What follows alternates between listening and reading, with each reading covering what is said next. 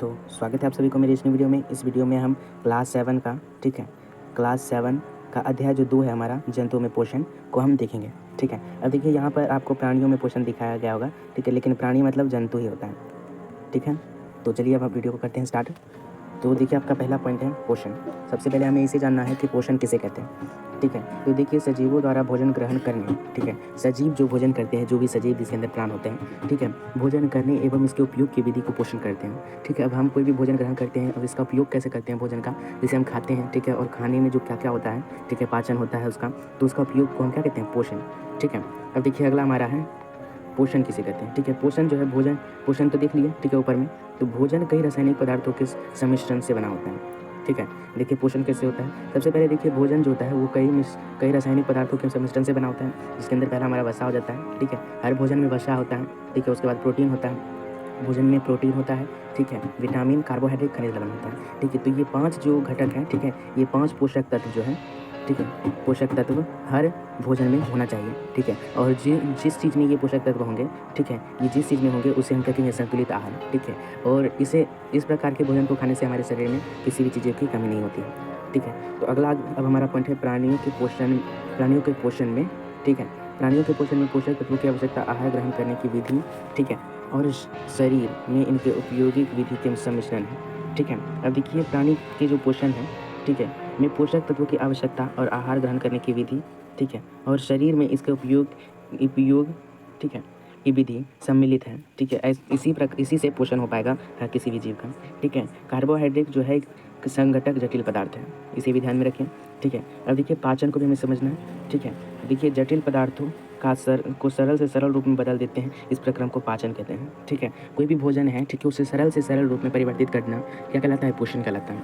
ठीक है, अब अगला है प्राणियों में पोषक की आवश्यकताओं के लिए अंतर्ग्रहण विधियाँ आवश्यक हैं। ठीक है, एवं शरीर में इनका उपयोग सम्मिलित है। ठीक है, हर भोजन को हमें अंतर्ग्रहण यानी खाना जरूरी है। ठीक है, तभी हमारे शरीर में पोषक की एक विधि होगी संपन्न।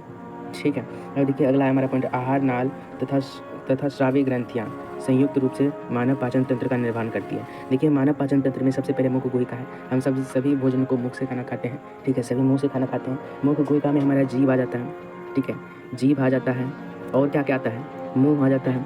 ठीक है, और लार आ जाता है। ठीक है, ये सारी चीज़ होते हैं उसके अंदर। ठीक है, अब देखिए ग्रसिका। ठीक है, जब हम खाना खाते हैं तो खाना खाने के पश्चात क्या होता है कि वह दूसरा ग्रास नली में जाता है। ठीक है, उसी ग्रास नली को क्या कहते हैं, ग्रसिका। ग्रसिका में जाने के बाद वह अमाशय में पहुंचता है। ठीक है, ग्रसिका में जाने के बाद भोजन क्या होता है, अमाशय में पहुंचता है। ठीक है, और अमाशय में पहुंचने के बाद छोटी आंत, ठीक है, छोटी आंत के बाद बड़ी आंत, और अंत में मल द्वार से निष्कासित हो जाती है। ठीक है, इसे हम चित्र से समझ लें।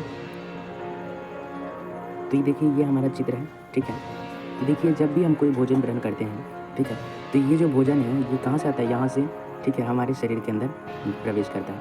ठीक है, किसी भी भोजन को हम क्या करते हैं, अपने मुंह के द्वारा प्रवेश करते हैं। ठीक है, और मुंह के द्वारा जब प्रवेश करते हैं तो हमारे ग्रास नली द्वारा आता है। ठीक है, ग्रास नली द्वारा भोजन अंदर जाता है। ठीक है, अब देखिए इसके अंदर कौन कौन से अंग काम किए। सबसे पहला तो जो है मुख गुहिका काम किया। ठीक है, उसके बाद लार ग्रंथि भी काम करता है। ठीक है, लार ग्रंथि जिसे लाला ग्रंथि कहते हैं, और उसके बाद क्या होता है कि ग्रास नली में कोई भी खाना जाता है। ठीक है, इतना प्रक्रिया होने के बाद अब नीचे आ जाते हैं। ठीक है, अब देखिए नीचे जो है, ठीक है, नीचे की प्रक्रिया बहुत ही अलग होता है। ठीक है, अब देखिए नीचे क्या होता है कि भोजन सबसे पहले आमाशय में इकट्ठा होता है। ठीक है, अब ये आमाशय में इकट्ठा होता है और इसके अंदर हाइड्रोक्लोरिक एसिड क्या होता है कि भोजन को अपघटित करते हैं, यानी भोजन में जो उपयोगी पदार्थ है पोषक तत्व को उसमें घुला लेता है। इसके पश्चात क्या होता है, यह धीरे धीरे इसके अंदर होते हुए, ठीक है, यानी कि लीवर से होते हुए क्या होता है, पितरस से होते हुए यह बड़ी आंत में चला जाता है, सॉरी छोटी आंत में। ठीक है, पहले छोटी आंत में पीस के पीछे से जाता है और फिर छोटी आंत में जाता है। ठीक है, छोटी आंत में क्या होता है कि इसके अंदर जो भी पदार्थ होता है, ठीक है, उसे अवशोषित कर लेता है। ठीक है, यानी कि आपको पता है भोजन में क्या होता है, कार्बोहाइड्रेट, खनिज लवण, प्रोटीन। ठीक है, तो वो प्रोटीन सब क्या करता है, इस हाइड्रोक्लोरिक एसिड उसके अंदर घुला लेता है। ठीक है, फिर नीचे जाने के बाद क्या होता है कि सारे प्रोटीन जो है अवशोषित कर लिए जाते हैं। उसके पश्चात बड़ी आंत में जाता है। ठीक है, भोजन बड़ी आंत में भोजन जाने के पश्चात क्या होता है कि अंत में यह मल द्वार से निष्कासित हो जाता है। ठीक है, तो यही था हमारा पोषक तत्व, इसे आप समझ गए होंगे।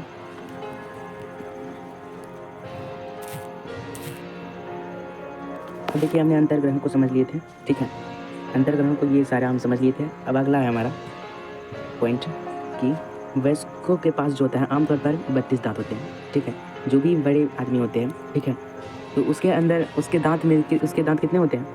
32। तो अब अगला देखते हैं कि दांतों के प्रकार कुछ इस प्रकार हैं, ठीक है। सबसे पहले जो दांत का प्रकार है फर्स्ट नंबर, वो है कृंतक, ठीक है।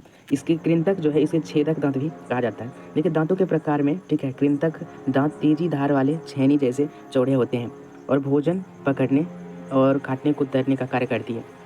हर जबड़े में इसकी संख्या 4 होती है। अब देखिए हमारे भोजन हम जो मुँह में होता है, ठीक है, हमारे सामने की जो दांत होती है उसे हम क्या कहेंगे? कृंतक या छेदक दांत। ये क्या कार्य होता है कि यह भोजन को पकड़ने का कार्य करती है, काटने का कार्य करती है, ठीक है, और फाड़ने का भी कार्य करती है। दूसरा देखिए हमारा है भेदक या रदनक दांत, ठीक है। दांतों के प्रकार में रदनक दांत जो होता है ये नुकीले दांतों में से एक माना जाता है, ठीक है, और भोजन को चीरने फाड़ने का ये कार्य करता है। प्रत्येक जबड़े में यह 2 होता है, ठीक है, ऊपर और नीचे, ऊपर 2 होते हैं, नीचे 2 होते हैं। अंतर्ग्रहण यानी अग्रजवर्णक दांत, ठीक है। देखिए दांतों के प्रकार में अग्रजवर्णक दांत जो होता है ये क्या करता है कि किनारे पर रहता है, ठीक है, किनारे पर रहता है और चौकोर तथा रेखादार होता है।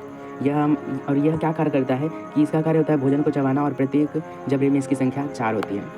लास्ट हमारा पॉइंट है चवर्णक दांत। चवर्णक दांत जो होता है इसका कार्य होता है भोजन को चबाना और प्रत्येक जबड़े में इसकी संख्या 6 होती है।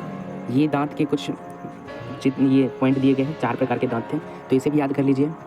तो देखिए इस चित्र के माध्यम से आप समझ सकते हैं कि जो दांतों की व्यवस्था होती है वो किस प्रकार होती है। आपको सबसे पहले मैंने कृंतक बताया था, तो आगे के जो ये दांत हैं, ठीक है, आगे के दांत, ये 4 दांत जो है इसको मैं इस तरफ कर देता हूँ। 4 दांत जो होता है ये क्या है? कृंतक। अब इसका कार्य हमने बताया था कि ये किसी भी चीज़ों को काटने का कार्य करता है, ठीक है, और ये नुकीला होता है, ठीक है। ये क्या है? रत्नक, ठीक है। रत्नक दांत जो होता है ये नुकीला होता है। और हमारा अगला जो है अग्रचवर्णक, ये चबाने का कार्य करता है। इसकी संख्या 4 होती है, 1 2, ठीक है, और 3 4, ठीक है। इसकी संख्या 4 होती है, 1 हो गया, 2 हो गया, 3 हो गया और 4 हो गया। अगला हमारा जो है, ठीक है, चवर्णक, ठीक है, ये इसकी संख्या 1 में 4 होता है, 3 होता है, इधर भी 3 होता है, यानी टोटली 6 होते हैं, ठीक है। तो इन सभी जबड़े को आप अच्छी तरह से समझ गए होंगे, ठीक है। ये सारे दांतों को आप समझ गए होंगे और इसका अब ये चित्र के माध्यम से आप समझ गए होंगे। तो चलिए पॉइंट पे चलते हैं। तो हमने मुख गुहिका तक देख लिए थे, यानी कि दांतों के प्रकार को देख लिए। अब देखिए मुख एवं मुख गुहिका को समझ लें। भोजन के अंतर्गत अंतर्ग्रहण मुख द्वारा होता है, ठीक है, और आहार को शरीर के अंदर लेने की क्रिया अंतर्ग्रहण कहलाती है, ठीक है। अब अगला देख लेते हैं, अगला देख लेते हैं।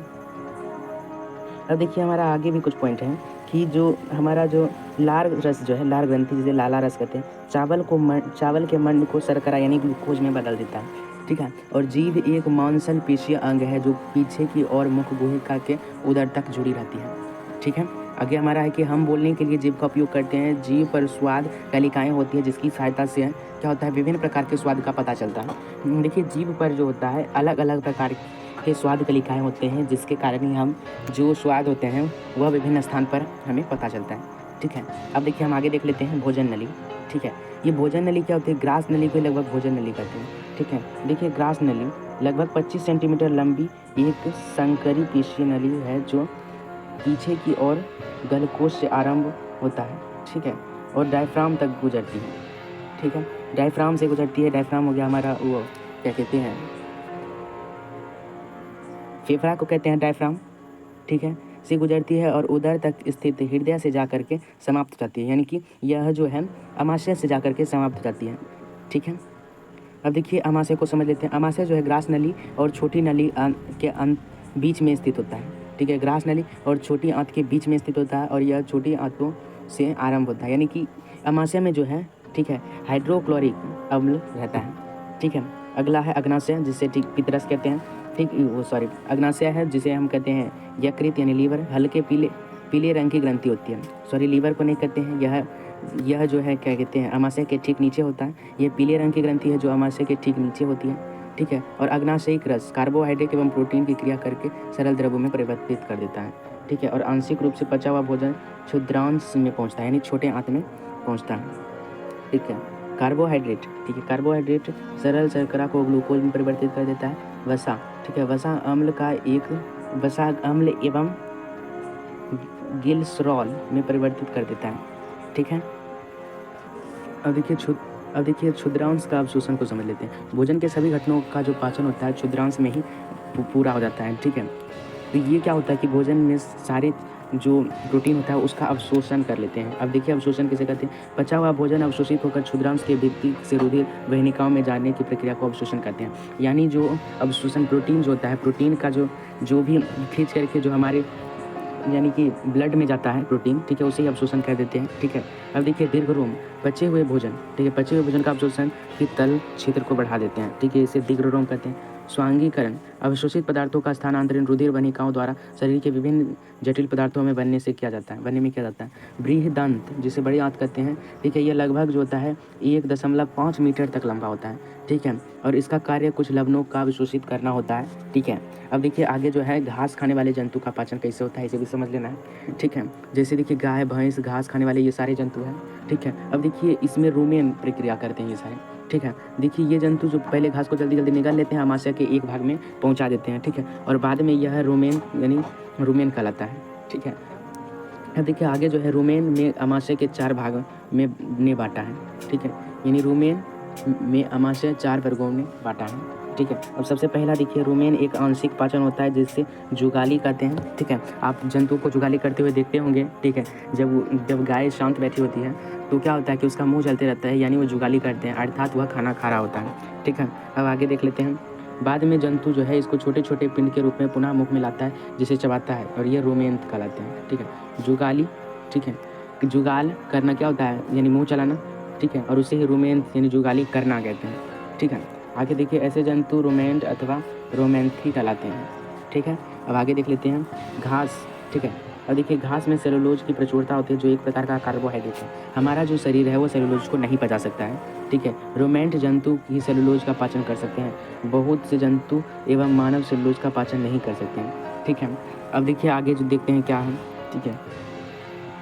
आगे जो है घोड़ा, खरगोश आदि में क्षुद्रांश एवं, ठीक है, घोड़ा जो होता है, खरगोश होता है, इसमें क्षुद्रांश एवं बृहदंत के बीच जो होता है थैलीनुमा बड़ी संरचना होती है, ठीक है। इन सभी के बीच में जो होता है थैलीनुमा एक संरचना होता है।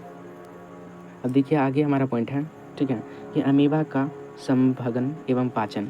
तो देखिए अमीबा जो होता है वो भोजन किस प्रकार करता है। अमीबा जलाशयों में पाया जाने वाला एक कोशिकीय जीव है। अमीबा जो है जलाशयों में पाया जाता है, ठीक है, एवं यह एक कोशिका जीव है। अमीबा के कोशिका में एक कोशिकीय झिल्ली होती है, ठीक है। अब देखिए अमीबा निरंतर अपनी आकृति स्थिति बदलती रहती है, पादाप जिससे वह गति करते हैं एवं उसी से भोजन को पकड़ते हैं, ठीक है, और खाद्य पदार्थ उसकी खाद्य धानी में फंस जाते हैं, जिससे वो क्या करते हैं, पाचन करते हैं, ठीक है।